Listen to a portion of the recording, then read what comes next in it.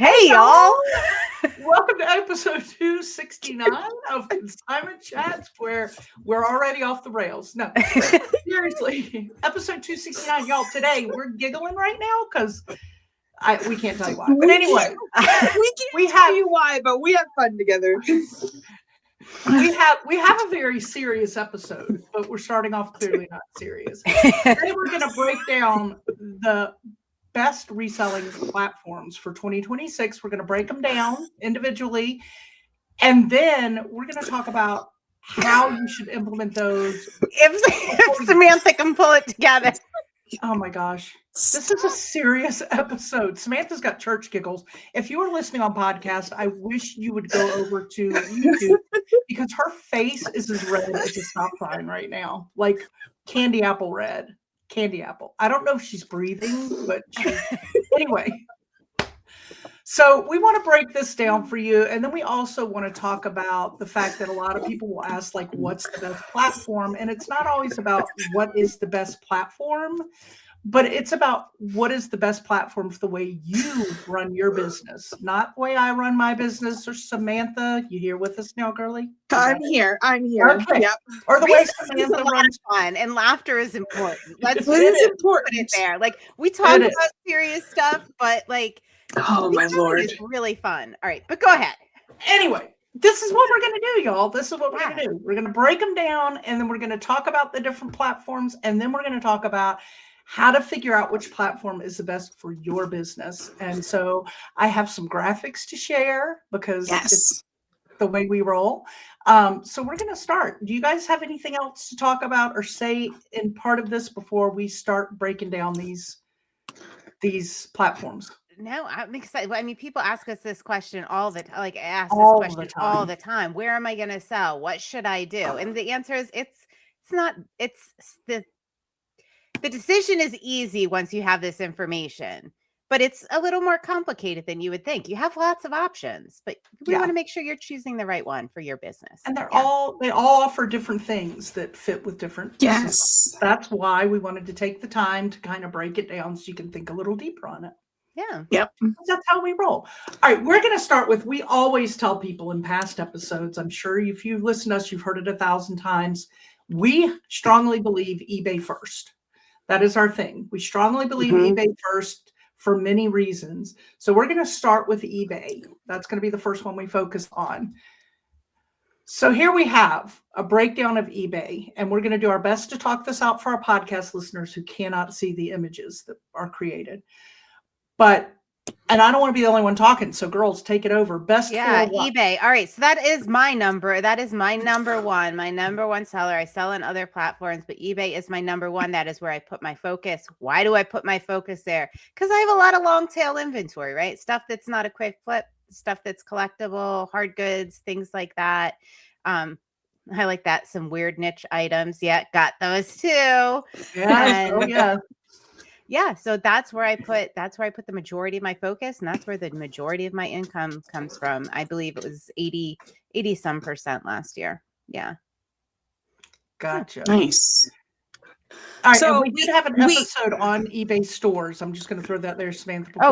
We do have a previous episode breaking down eBay stores and whether or not you need one. So we'll definitely link that up to this so that you can also look at that, because some of the things we talk about with fees and all, a lot of that is eBay store dependent. So, all right, go ahead, Samantha. Sorry, just want to throw. Well, I have to throw in some breaking news for that as well. Becky Consigns now has an eBay store. Yes. She told me she was so excited at Reseller Reset last night. She said, "Did you hear the news?" Turns out it takes 2 minutes, and it's not as scary as it seems. I was just going to say the fees, though, especially in the last few months, eBay seems really scary. They're out to get your money. It's all about the fees. It's not that bad. You do have control over some of it. The initial, we just say it's about 15%. It can be less depending as you grow and what your standards are, and the different perks that they offer as you grow. But it's about 15%, and you have an option to promote and do more, but it's totally optional. It's not as scary as everybody sounds or everybody makes it seem. And and the nice thing is they reward you for being a good business owner. And as you grow and you get the hang of it, those fees can go down a little bit. And I think the biggest reason that people should use eBay first, a lot of people will say, well, Poshmark is so much easier and I don't have to think about the shipping and I don't have to. They're all different in their own ways. I don't think any of them is easier than any other one. And if you can handle the shipping on here, which is not that hard, and we will help you with it. If you can handle the shipping on here, the Etsy shipping is exactly the same. The Poshmark shipping will then seem super easy. And it just makes everything, you'll have a better understanding if you go to Mercari and have to navigate their crazy storm of shipping. You'll be able to understand it better because you conquered eBay first. So that's part of it. Yeah. All right, let's talk about shipping. Shipping is seller controlled, which means we get to choose the kind of shipping we want. Do we want to do calculated shipping, flat rate shipping? We can choose that and set up our business policies, our shipping policies based on what we want. And I know Libby and I both offer both. We offer free shipping on some items. We offer calculated shipping on items. We just recently talked about, there's a lot out there about how if you do not offer flat rate shipping, then your items do not come up high in Google search. We did a little test and Libby put a bunch of our items that were calculated shipping and they did come up in Google search. So I'm not sure how. We'll try it again a month or so from now and see if that's something new that's changing. But right now we're not seeing that because we do a lot of calculated shipping. So our items were popping up. So I'm not sure that's an issue. And my entire store is flat rate. So yeah. totally different. Yeah. Whatever you want, but yeah. All right, so let's talk about the workload type, because this is something I think is so different in all the different platforms, like how they work. So we know eBay is all about the algorithm, listing, right? It's also all about the SEO, making sure your title is an SEO heavy title in your description, because those are the things that are pulling those items up to the top of the list, right? So that is something you do pay close attention to, because that does affect. You need a good listing with a good title. And we always say good pictures. But there's no social interaction required. Yes. And if you don't understand what we mean by that, you will when we get to some of the other platforms that do require social interaction at this point. That some of that's changing, but that's some of the reasons why we like to list it and forget it, right? Yep. I mean, that's a big thing you're going to hear. List it and leave it, list it and forget it. You can do that. You can do that on eBay. Yeah. I just sold this past week, something that I had listed for 3 years.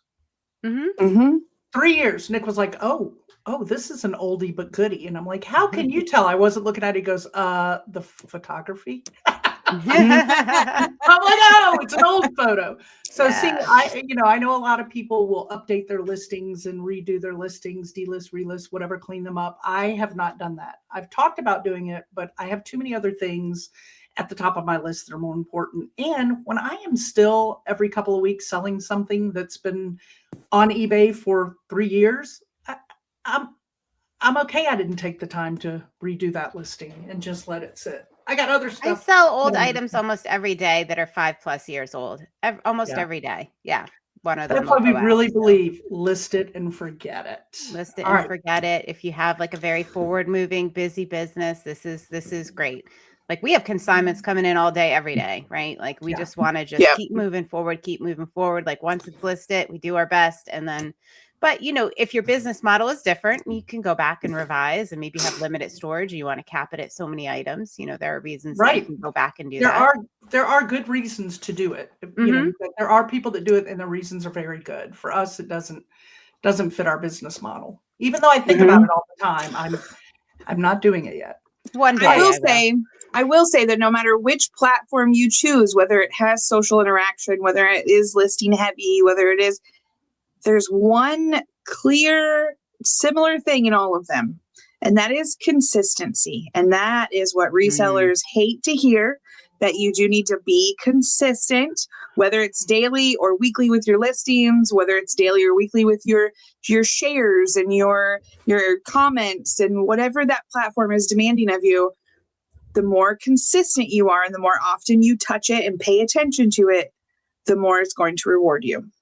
And if you haven't seen Samantha's short on YouTube, Please check it out. Scathing about consistency. I'm going to go ahead. I'm linking that up in the show notes because, she was And let me tell you, left and right. How many? Yeah, we all felt called out, even though she never put a single name out there. Every one of us were like, I feel so seen. Oh my, she's talking to me. Mhm. Crystal Mouse was like, that's right, everybody get off the couch. And I was like, yeah. I want to back up because I just realized something else that I did not put on the chart here that I want people to understand about eBay. And we have said this repeatedly over the past. The shipping, international shipping, is a game changer for eBay versus other platforms because the audience that sees your items is worldwide, and you don't get that on all the other platforms. So, boom, there's another one. All right, so business model fit. Like, what kind of business models? And we'll have a chart at the end of this episode that will give a kind of a clearer breakdown of kind of business models and what to think about for platforms. But great for full-time listers, right? Great for full-time listers. Again, especially if we're listing consistently, getting those things in, getting them up. High volume sellers, and as we mentioned a few minutes ago, those long tail strategies. List it and leave it, move on to the next item that came in the door. Yeah, absolutely. Boom. All right, we're going to move on to Etsy. Da-da-da-da-da-da. All right. Let's go. Etsy's becoming a fan favorite in our community. It We have is. some people kind of crushing it on there. I think Etsy was 12% of my business last year, I believe, which is pretty good. It's my second full year on Etsy, really. And Etsy was like, do you have a cord bumping your mic? Oh, I'm not sure.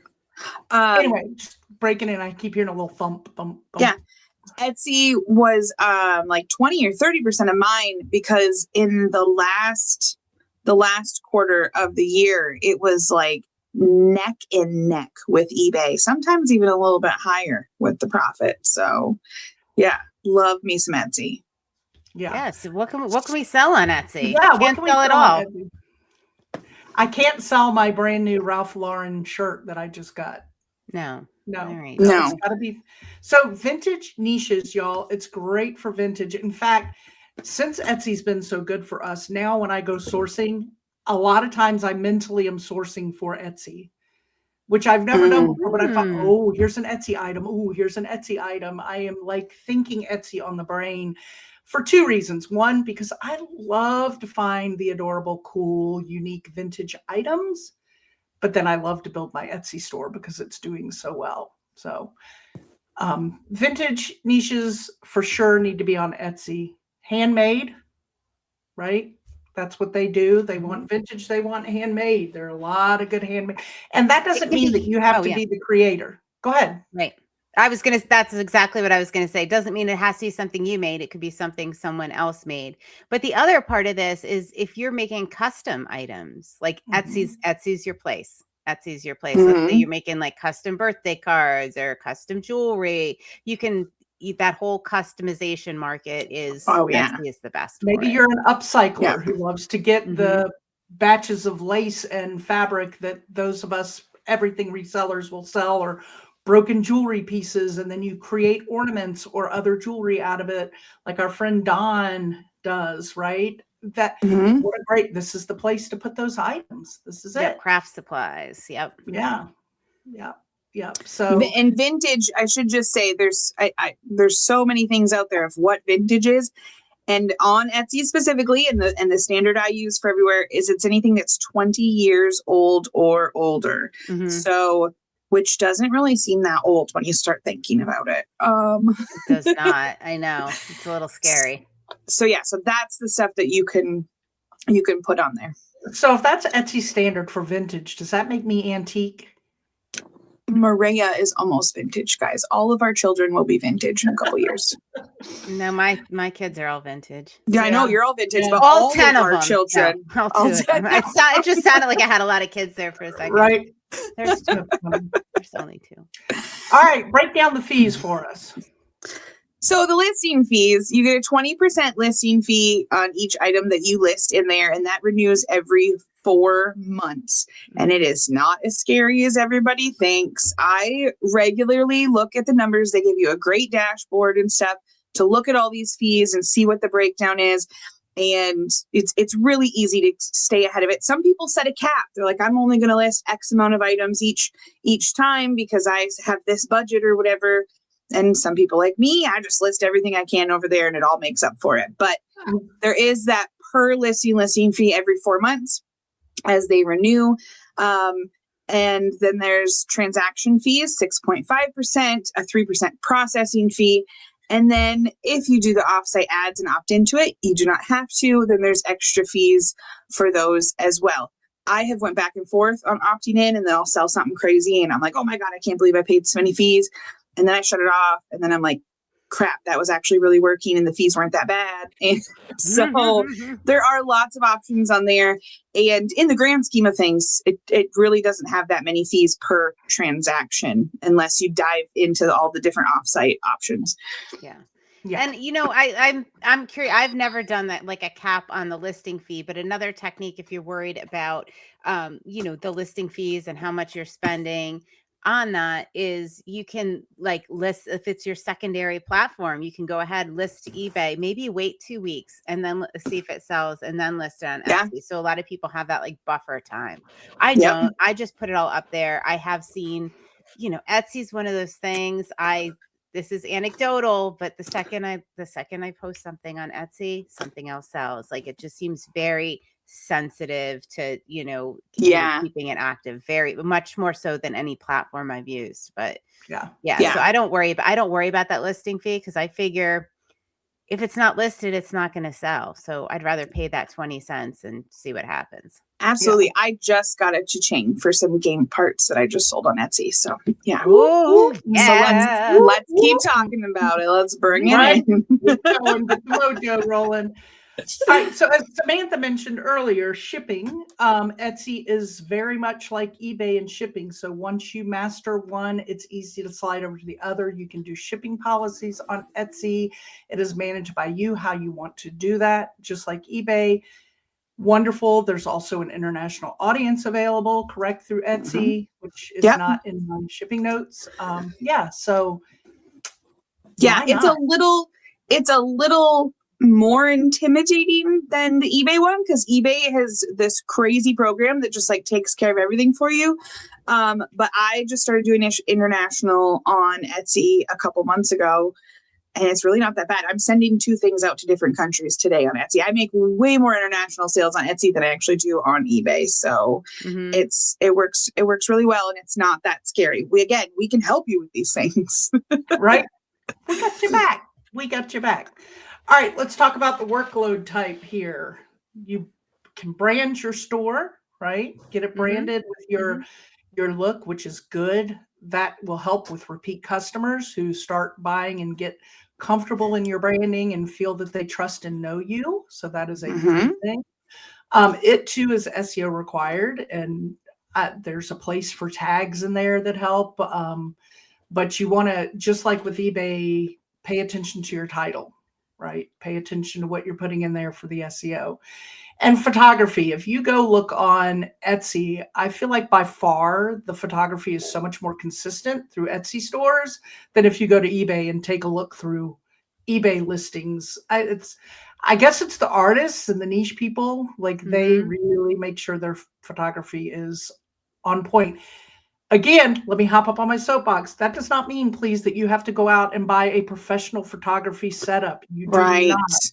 You do not. Get yourself photo room, free or paid, and just take it and take the background out and put it up there. I mean, all the cell phones now, the photography on those cameras are so good. You do not need to go out and buy a 35 millimeter camera. You do not need all the things. You need some good lighting, and you need photo room or another background remover app. That's all a hook on a wall. That's what we got here, folks. Yeah. And I mean, just because the other photos are absolutely perfect, there's a lot of beautiful photos, doesn't mean your photos have to be perfect and beautiful. No, you can put them up there however your workflow goes. Yeah, you will learn and adapt and get better over time. And that's keep moving forward. That's all that matters. I would like to say too, and I should have mentioned it with the fees, I make up for the fees, even though it's not very much, by really getting into the specific buyer that's in here, because Etsy has a special buyer. They're in there looking for those certain trending tags. They're looking for that nice branding and those photos. And so I charge 20 to 30% more on Etsy. Yeah. And I get it. And I get it. So there is room to be able to upcharge stuff a little bit as well that you wouldn't normally on the other platforms. Yes. And Good will point. you have that shopper that sees that item and knows, oh, well, this person also has an eBay store. I may hop over to eBay and buy it for a little less. Absolutely. And that's okay. That's okay. It is the way it is. And we've never had people complain about it. They just may find it less expensive on another and do it. I mean, fees are different, so we adjust accordingly. So I had someone last week that bought a multi-quantity item from eBay, and then they bought a single listing of a different thing they bought the multi-quantity on Etsy, a single listing on eBay. It was the same person. I don't know if they just like Google searched it and the SEO showed up different for each listing, but I can message them, combine their order and did all the things I needed to do. But oh, that's pretty cool. She was fine with it. She was good. yeah, awesome. All right, so your business model fit. You've got your vintage niche sellers, as we mentioned before. This is your platform, friends. This is it. People that do curated shops. And this is also great for repeat customer model because you are branding. Looking to build the repeat customers in this. It's Etsy reward shops. So they like the shops. They like the curated items. They like the good look when people go to your shop. So aesthetically beautiful, do it. Vintage niche sellers, please, if you are doing vintage and you are not on Etsy, do yourself a favor and get over there. Speaking from experience, yes, there are a lot of vintage shoppers on eBay too, but Etsy's got some goodies. Oh yeah. All right, let's move to Poshmark. What is Poshmark best for? Clothing. So they started as closets and clothing and shoes. But I will say I have sold 4-wheeler parts. I sell a lot of hard goods. I sell game replacements. I had someone, I think it was Jill, asked me a couple weeks ago. She's like, what are you selling on Poshmark? Because I have another 8 orders to ship out on there today. And it's been pretty good to me lately. And I went through and maybe 50% of them were clothing. So I don't know if their intention is to draw in more people of other things, but they're not just a closet platform anymore. Just saying. Well, I'm interested that you're seeing that because I rarely sell hard goods on Poshmark. Really? I am shoes, clothing, handbags. That is really the bulk of what I sell on Poshmark, which is what it was in the beginning. I still put hard goods up, but I don't sell them near as much as my hard goods sell much better on Etsy and eBay for sure. I mean, statistically, so much better because most people that go to Poshmark are going for clothing and accessories. That they're looking for collectibles or hard goods. They're typically going elsewhere. But I'm glad to hear that that's building. Oh yeah, train tracks and all kinds of weird stuff over there. Gina. Dang. Yeah, I just say the majority of what I sell is clothing, shoes, and jewelry on Poshmark. But however, I do sell those hard goods. I'm shipping out 2 hard goods today and 3 pieces of clothing. So for Poshmark, so it's put it all up there. You can put it all up there. See what happens as long as it weighs under 5 pounds. Because if it's over 5 pounds, it's so expensive. No. Alert, they changed that. Oh, it is only $5 more to upgrade to the 10-pound mark. So everybody's putting 10 pounds or less on there now. What are you talking about? When did I just shipped something out and paid $26. When? $26. Was it 2 weeks ago? Oh yeah. So they just changed this in the last week. So they That's are great. Yeah, you can buy a second label, and we've shown some of our Patreon members that. Super easy to do for that. Or B, the upgrade fees are it used to be like $6 just for an extra pound, and now it's $5 to go to, I believe, don't quote me on that, but it's a lot cheaper. So now we call it the 10 pound or less one. Oh, all right. I'm so glad we talked about this, because I was like, I'm that not will even help. lifting things over 5 pounds anymore. This is ridiculous. And so with that happening, I think a lot more people are going to be putting hard goods vases and stuff like that on there, because now we can afford to actually ship it out without charging an extra fee. I was watching a live show the other day, and she was pulling out, even though she just sells clothing, she was pulling it out, and she's like, okay, guys, we can go up to 10 pounds per box. I'll with the same fee, I'll bundle it all together. And yeah, it's a good thing for everybody. All right. So here, I have it here. 5.01 to 10 pounds is $5. Now they went up to 15 pounds. You can go 10 to 15 pounds for $10. So that's reasonable. Other than my one big piece of art, because of the dimensions of it, I think I can list my entire catalog on Poshmark now, other than that piece of art. Boom. Yeah. Boom. All right, let's talk fees, friends. Let's talk fees. What are we looking at? It's expensive. It's got the 20% basically on everything. And but I also mark things up over there. I mark everything 20% more than I do on eBay. I do have to send a lot of offers, so it kind of evens out in the wash sometimes, but the fees are 20%. It's a little higher. Yeah.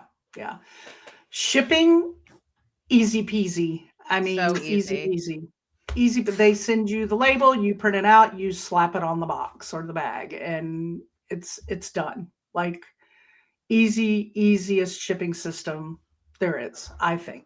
Yeah, that's what I think. So let's talk about the workload type, because here's where people get maybe thinking, I can't be a part of this because the social interaction that's required. I mean, that was me for a long time. Now they're changing. This is all changing. Yeah. Like, they are making changes, and they have been making changes, but they are. Not only is Poshmark making changes, but remember, there's also a lot of platforms out there, bots that you can do social sharing on. Just be careful, because Poshmark's changing what they will approve and not approve there. That might close your closet down, or, you have to watch out. But you can set up some things where it automatically shares or sends offers for you. Because when it first started, we were like, oh no, this is taking way too much of my time every day to go in and manually share things from people's closets and follow them and get followers. And it was very time consuming. So a lot of that has changed. Now, sharing still helps. Offers still help. All that stuff you need to be doing, because that is getting your items out there and getting them going. And I think we all agree, too, that the consistency on Poshmark is equally as important. I mean, we find if we're listing, things are moving in your closet, people are sharing, people are doing things, and then you get sales. So, Yeah. And I mean, for the sharing, like you said, there's different places that do it. I use Nifty, use code chats if you'd like a discount. It has all the automation and stuff in there. But Poshmark also, A, they're getting away from that being such a requirement and changing their algorithm a bit. And B, they make it so that you can still be consistent. That you can go in every day and do a mass offer for anybody who's liked your items that day. You can go in once a week and do a share, or like, they have the tools in Poshmark.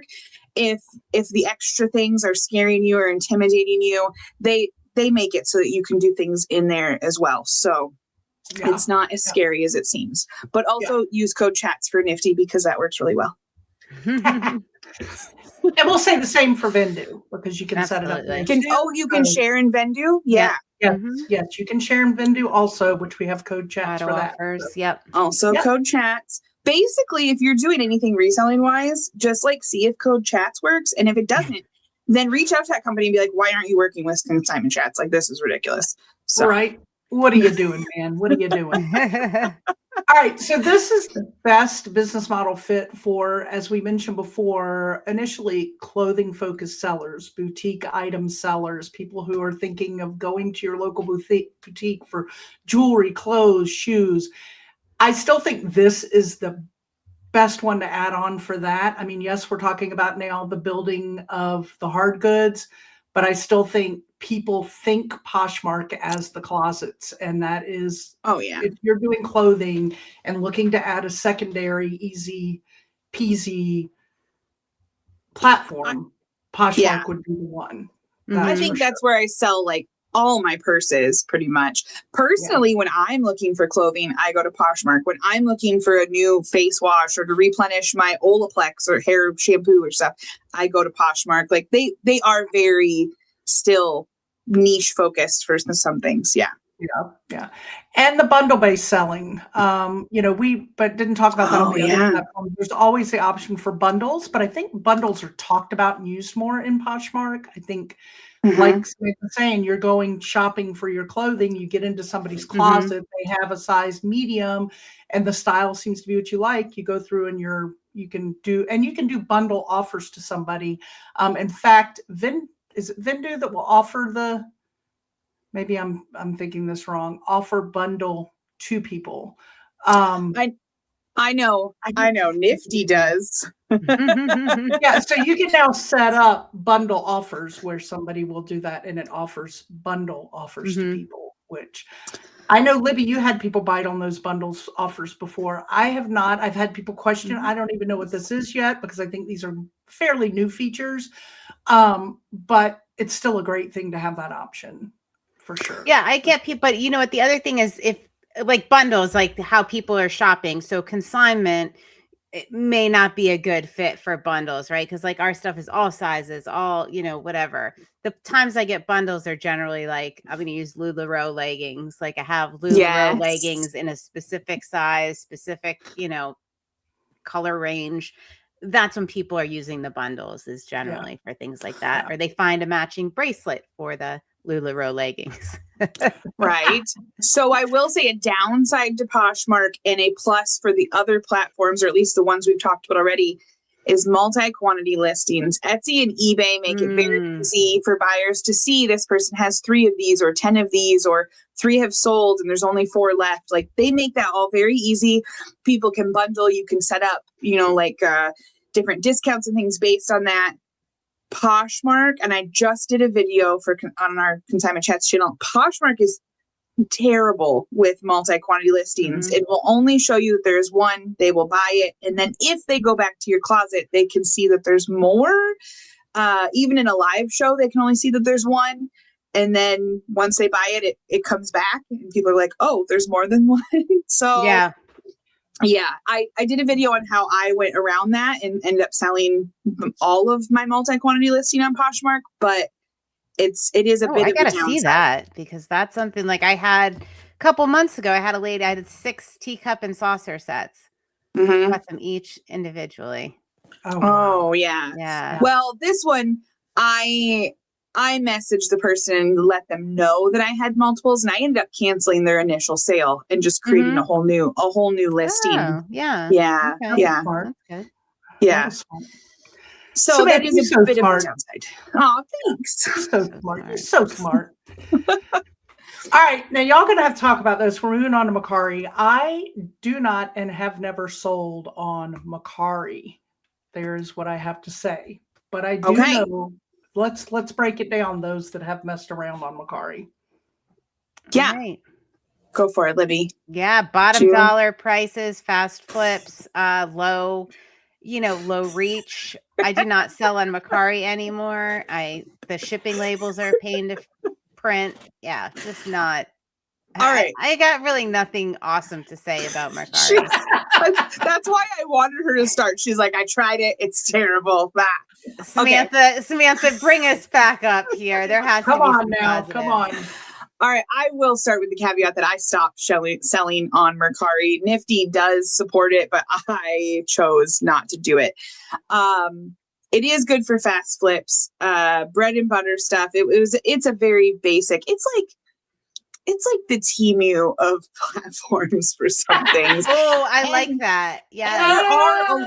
And there are a lot of Temu like sellers over there that you're like, I don't even know where someone's shipping this from. But yeah, I did very well in there a couple of years ago. It was one of the first platforms that I think I started there before Poshmark, and I sold some great items. I sold one of my first item, my first sale over there was like $200. Like I sold some good stuff, but it tapered off. So it can be good for beginners. It has a very easy listing flow.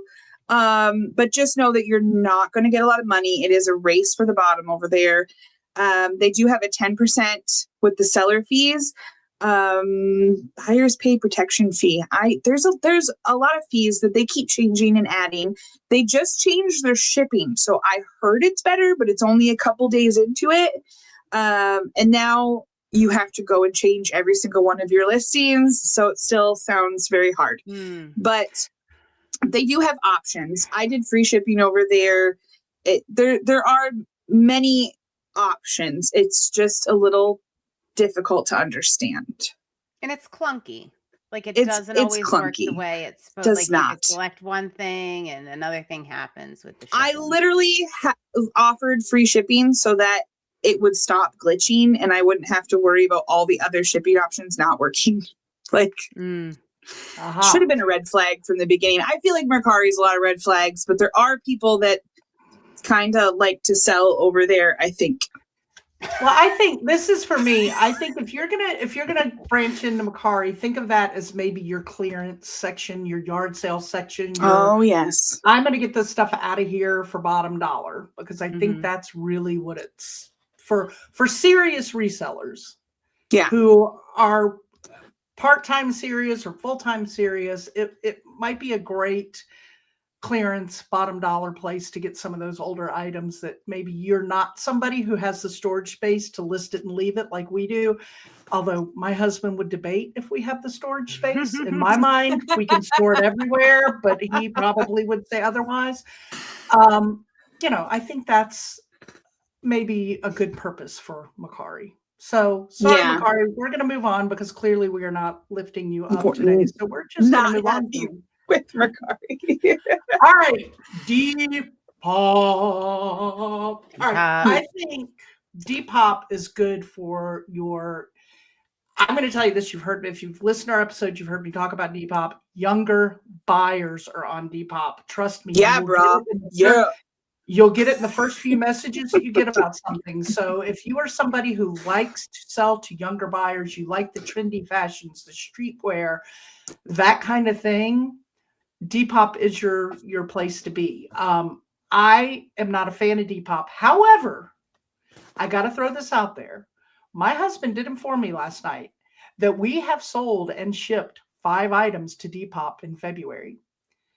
That's a goal. That's like a win for us, because usually you might ship one every couple of weeks. You get a lot of offers. Depop offers are a joke because very rarely do they pay when you accept the offer. It's just something you do. That's why I don't mess with it. My husband wanted to add it, so I let him add it and he deals with it. I wanted nothing to do with it, but he had to let me know we had 5 Depop sales in February, which is a short month. That's pretty good. So do you, like I do with Etsy, do you mark things up on Depop because it is so niched as far as trends and stuff? I would have to ask Nick. I don't believe he does. I know he does when we cross list to Etsy, but I don't think for Depop he does. So my son is a perfect example of who should use Depop. Oh, yes. He's 21. He is a part-time reseller. He goes for like the trend fashion. He knows what he's looking for the streetwear. He knows what sells on Depop, and he loves it, and he does well on it. So I mean, like, he's a perfect kind of example of who, that's going to work for. Now he does sell on eBay as well. And so we were talking a little bit about like the differences and like what he was going to put on Depop and what he was going to put on eBay. And he does say like the t-shirt bros, right? Like him and his friends, like he's got a lot of t-shirt bro friends. They do well with those really, funky vintage single stitch t-shirts, band jackets, things like that. But he says occasionally things like that do go higher on eBay. They go for a higher price. So, you really kind of have to be able to weigh that, what is selling higher on eBay. But, All right. It just depends. He said all the even like the 2000, like the Y2K, like the embroidered jeans, anything embroidered goes on Depop. Like you got to know what's trending. If you're I don't want to get into all that. Yeah, if you're into the tickety talk and you can keep up with who's wearing what and what's on trend, then this is probably a great platform for you. But my tickety talk be filled with recipes, so I don't think this is. I do not sell on Depop. I make spinach dip. That's. I love it. All right, fees. Now this is as of now, right? As of now, like that people like it because there's no selling fees, right? Well, yeah. eBay just bought. Let's talk about Etsy. That's what I say. As of now, know. Yeah, we didn't even know Etsy owned Depop, and apparently we're not the only ones. No, a lot of people didn't know that. And now eBay just purchased them as of last week. Man, last week was like a huge week in reseller changes, right? So yeah, I wonder how long that fee, no selling fee, is gonna apply now that eBay owns them. As of now, just know anything we say with Depop is as of now. Well, any of these really, because these platforms can change. I mean, you just saw with Poshmark. Like, I didn't even know about the the weights. This is our updated. We've done these episodes before talking about it. We'll do them again in the future because these things change all the time. So this is as of now where we are. But do note that eBay bought Depop, so everybody knows there'll probably be some kind of changes. We just have no idea what those changes are at this point. Perhaps in the future, there will be an update episode on the changes of Depop, right? Who knows? Yeah. So shipping, seller controlled, workload type, as we mentioned, style driven. It is social and style driven. As Libby mentioned, the best business model fit are your trend resellers, your fashion-focused resellers, your brand-forward closets, those kind of people. Depop is your jam. And apparently my husband, because he's getting some sales there. He's getting some sales there. All right, this is Samantha's jam, and Libby has done a lot on Facebook Marketplace. Absolutely. Also, let's break down Facebook Marketplace and what it is best for. Yeah. So Facebook Marketplace is, first of all, I have a hard time calling it a marketplace. It is hard to list the everyday, the bread and butters that have an actual catalog on there. But there are 0 fees for local pickup stuff. So that's why we like to put our big items, furniture, any super breakable stuff. I'm like, I don't really want to ship that, but I know I can still get a profit for it on Facebook. So things like that is where they come to you. You have to be able to have a spot where you can meet with people or set stuff out for them or things like that. So there is that little aspect of it, but and we recommend please creating a safe space for that transaction. Yes. Safe space. I know a lot of people use it. A lot of us watch resellers online, but a lot of people will use it and go to a yard sale and purchase a large piece of equipment like exercise equipment or something like that. And will immediately take the large items home, throw them on Facebook, and do a quick cash fast flip. And I've watched people do that religiously. I've contemplated doing it with items I've seen, but just thought, nah, I'm sticking with what I do. But there is a lot to be made and a lot for that quick cash that you can go to yard sales during yard sale season, grab some of those heavier items that somebody's selling for $5, $10, turn around, put it on Facebook Marketplace and triple. Yeah, and a lot of it depends on your community, where you live. Like if you live, like right now where I live is very rural. Like my Facebook Marketplace sales have, from my local pickup are much further and fewer than they were when I lived in the Philadelphia area, right? Like put something up, here you go. It was hopping, right. But here, it's just a little different. It is slower. It can be anything based on where you live, or maybe that's one of the only options people use is Facebook Marketplace, even though you are in a rural area. Just Right. check that out. Yeah. For sure. Shipping is optional. They do have options on there for labels and charge shipping fees and all that stuff.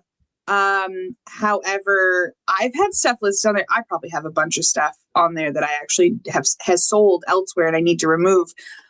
I haven't had a shipping order on there in like 2 years, and I have hundreds of items on there. Not a crazy amount, but like still, it's unless you're very social, it's a social platform. Unless you're on there relisting and sharing and doing things, it's hard for people to do the shipping part of it and to see it as a marketplace.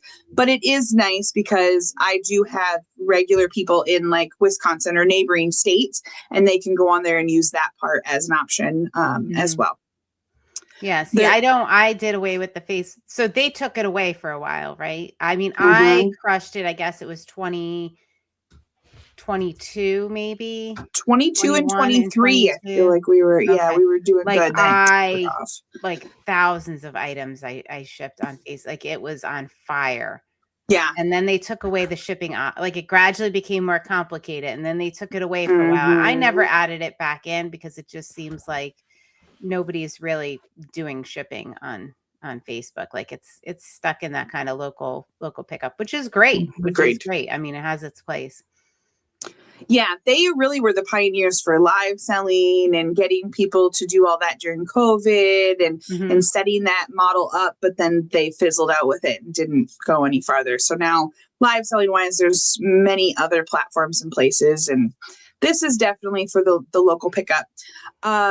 Something that deters people is you do have to message people a lot. You will get a lot of messages. Most of them lead nowhere. And even for the ones that do follow through, it is a lot of, I'll set this out, or are you here yet? It's a lot of back and forth to make sure you set up the meetups and the drop off and make sure everybody's paying and all that stuff. It does fit really well with liquidation, oversized things, and death pile control. I can't believe you put death pile on here. Is that Money Mountain? I'm sorry. I know. Oh my Money Mountain. goodness. I'm sorry. Money Mountain. What is happening? I know, right? But so I use it for the groups. Their Facebook is fantastic for having specialized groups for everything. When I got a collection of Crocs, I joined the Croc things, not the shoes, the containers, the pottery. Stoneware. Yeah. Stoneware. And I sold a lot and got a lot of information through the groups. And different things like that. I get collections and I join the groups and I do all that. I have also made my own groups. I run like 6 different Facebook groups or something. I don't know. It's a lot. But my auction group is my oldest and best one. And it is 7,000 local people that go in there and buy and sell on auction. So I can take all of my older inventory if I'm running out of space, or if I get stuff in that just the resale value is just not there to list it on all these platforms and pay the fees and do all but I know it's still going to sell if I list it in my auction group. I will do that. The only downside is all of the follow-up and work you have to do afterwards to make sure people come and get it, or you drop it off to them, or all that part of it.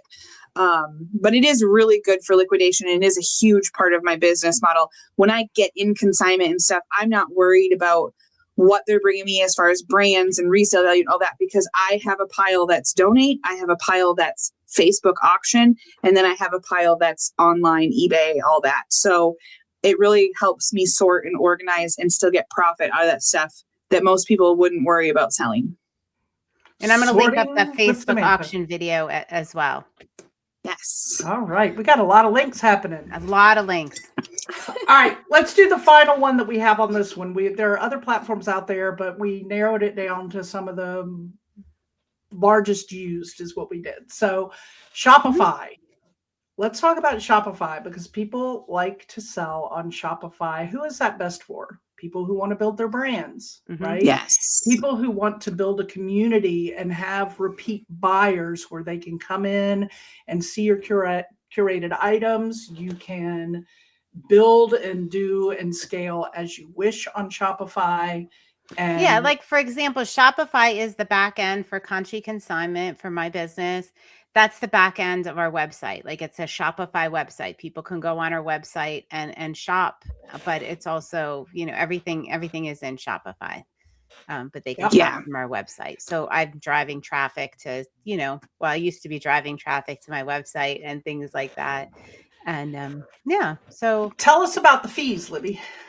Yeah, so you can do like the monthly or yearly subscription. It's about, $30 a month, $40 a month. They have their own payment processing. There's fees associated with that. I don't know exactly what they are now, but yeah, I mean, if you're doing enough volume, $30 a month and a low payment processing fee, it's not that bad. Not that bad. So one of the other things that's really cool about this is Consign Cloud. Like we have to talk about Consign Cloud. It is our favorite consignment software. So, all right. So Consign Cloud, everything goes in Consign Cloud, and it automatically, once we enter that inventory, it goes into Shopify, right? It's like on our website immediately through Shopify. Yeah, it's pretty amazing. I really love that. It's an awesome option. It's an awesome option for storefront or online sellers because you can get that online presence. So not using Consign Cloud, but want to use code CHATS. Use code CHATS. Do the free trial. It's amazing. Not just for consignment, for any reseller, storefront, online, retail arbitrage. Like it does everything and has incredible tracking technology. Yeah, for sure. You can have everything on your own website, like immediately. Yeah. But how do I ship? How do I ship from Shopify? There's all different options. We have ours hooked to Pirate Ship. Like you could hook up Shippo. You could whatever you're using. You get to control it. You get to pick control it. Control it.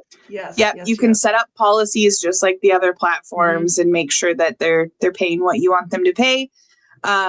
It is a little confusing. All things Shopify are a little confusing in the beginning. Truth.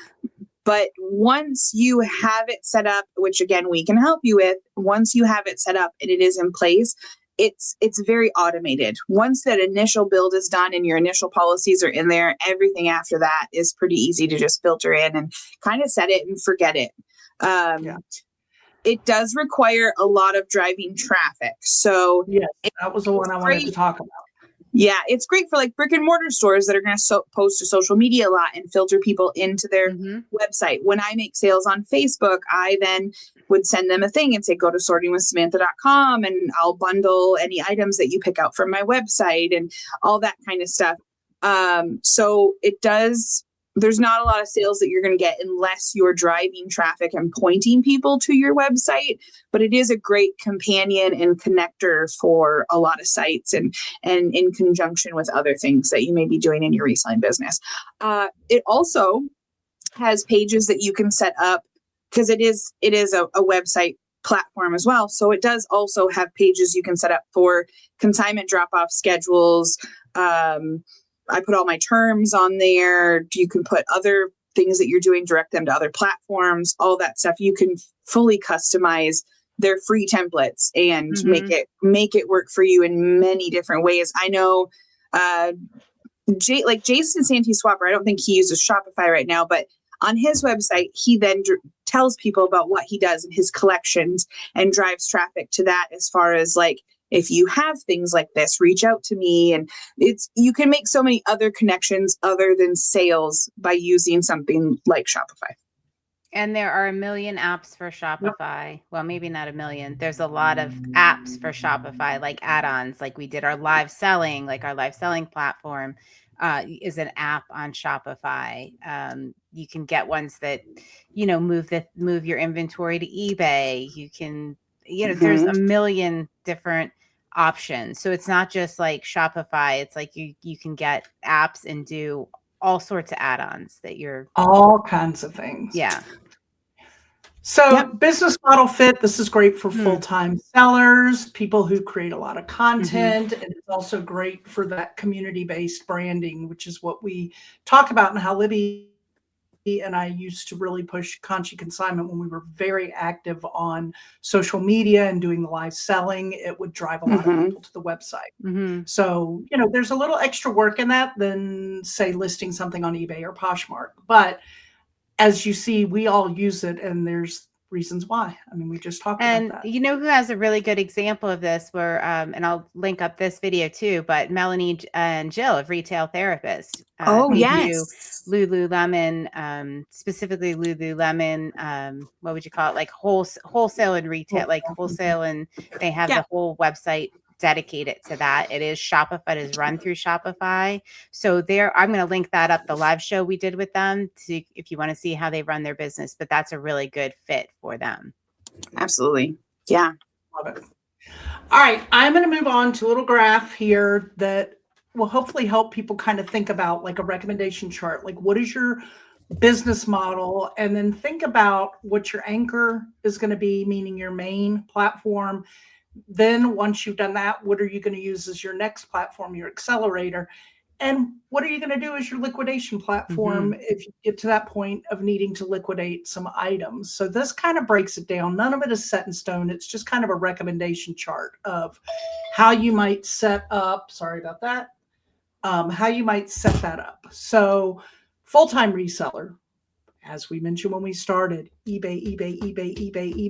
We highly recommend starting with your anchor as eBay, right? Yes. Secondary, Poshmark, especially if you're into clothing. Now, if you're a full-time reseller that's less into clothing, yet more into vintage items and hard goods, then you might want to look at your accelerator as maybe not Poshmark, but maybe you want to put Etsy in there as your accelerator. So like I say, these are not set in stone. It's just kind of a broad way to look at how you might want to break this down. And then you maybe use Facebook as your liquidation option. Yeah. So go ahead, girls. So same thing with vintage, start on Etsy and then have eBay as a backup because everything can go on eBay. Casual sellers, that's when you can start dabbling in the Mercari, because that as much as we down talk it, it can be fun if that's what your focus is going to be. It can have a purpose. You just can't really pay all your bills off of it. And then add Poshmark. The theme here for sure is that Facebook is a fantastic liquidation platform. So and I like that you put Mercari as the clothing liquidation, because it is true. Facebook, it's hard to push clothing on, but Mercari is a good one for that. So yeah, if whatever your focus is, if you want to build your brand, Shopify, Etsy, those types of things. So this is an awesome chart. Good job, Molly. Thank you. Thank you very much. Thank you very much. All right. So I missed where you were. I'm sorry, y'all. We're good. I got a little interruption there with, there's a refrigerator issue at my house. So, I had to take it. Yeah. Still a refrigerator issue. Oh, wow. All right. Did y'all get through all this? We got it. Samantha did. Yeah. Good job, my man. She made up for the beginning of the episode. She brought it home. So here's your challenge this week. This is what I'm going to challenge you with. Pick your anchor platform, even if you've been selling for a long time. I'm going to tell you to pick your anchor platform and focus hard on that anchor platform for the next 30 to 90 days. We at C-Chats like to say 3 months, but focus hard on that. And by focus on that, even if you've been existing in this world for a long time, still do this, pick it, and just really put a lot of focus on your anchor and consistently watch Samantha's reel and you'll understand. List consistently, send offers, track your sales, do all that, and see what happens when you stop randomly listing to other places. Yes. Be strategic about what you're doing and see what happens. And we want to hear what happens. So do that. Go ahead. I have a note. That is part of the reason I dropped Mercari. It was still bringing in sales and it was still a part as long as I paid attention to it. But it became a hindrance to pay attention to it. It became a hindrance when I got a sale there and it was a totally different shipping process. So pay attention to your processes as you're expanding and maybe you're like, well, I do already sell only on Poshmark and I do want to expand to eBay. Just make sure that as you expand one by one, there's an option for 5 platforms in Nifty and I sell on 3. I used to sell on 4 of them. Like I used to sell on a lot more. And then I realized that I can list my 50 a day or do so much more if I'm focusing on these main platforms and really making sure that what I'm selling matches with my platforms. Depop is not going to do well for me. It's not, I can't give it the consistency that it needs. Same with Mercari. So there's that saying, diluted focus gives you diluted results. Yes. Yes, I like that. Mm. Yeah, Yes. so just remember, I know with the oncoming of all of these cross-listing platforms over the last several years, I think put this pressure for everybody to feel like if I'm paying for this cross-listing platform, I need to be listing everywhere. And I think that kind of made a lot of muddle mess for a lot of people and a lot of craziness. Y'all, the goal isn't to be everywhere. It's just not. The goal is to be where your inventory performs best. Absolutely. Right? Yes. So please, we want to hear in the comments. We want to know what anchor did you pick to focus on? If you've had an anchor for a while and you're ready to add a secondary, you're ready to accelerate, let us know what you're going to accelerate to. Let us know if you learned anything new, like Etsy owned Depop and now eBay does. Maybe let us know if you learned anything new. Or Poshmark has better shipping rates now. Okay. Right? We learned new things today ourselves. Yeah. All right, ladies, until next time. Cheers.